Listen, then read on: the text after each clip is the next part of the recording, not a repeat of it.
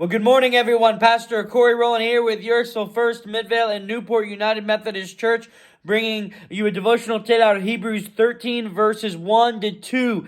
And the question I want you to answer, and you probably won't be able to answer, but the question that you can ponder, I guess, for today is, have you ever entertained angels? As it says in beginning in verse 1, let brotherly love continue. And then it gives an example. Do not neglect to show hospitality to strangers, for thereby some of you have entertained angels unaware. Now, this is not just a spiritual truth. This is a literal truth. The Bible makes it clear that there have been angels, and there are angels that some of us have served by showing hospitality to strangers, that God has put in our lives to have us demonstrate generosity. So the Bible begins, and it begins in Hebrews by letting brotherly love continue. The church ought to be the most loving place that there's ever been, because the relationships that we form in the church are relationships that will last into eternity. And one of the examples of this brotherly love is showing hospitality to strangers. When's the last time you helped somebody out just out of the goodness of your heart? When's the last time you went out of your way to help somebody out? Or you saw somebody struggling and you helped them out?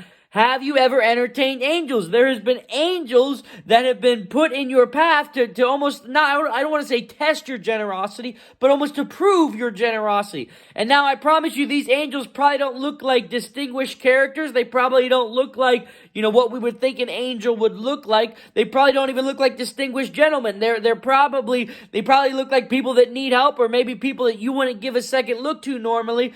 And again, it's to prove our love. How we treat one another is the greatest proof of love. We can say that we are loving people. We can say that we show love to others. But if it's not seen in our actions, then what good is it? And so my message for you today and every day is to seek to help one another. Help those who are in need. And who knows, maybe you have served an angel by doing so. But this world is full of people that need help, and we as Christians ought to be the ones to help them. And the greatest help that we can give them is by sharing the message of the gospel with them.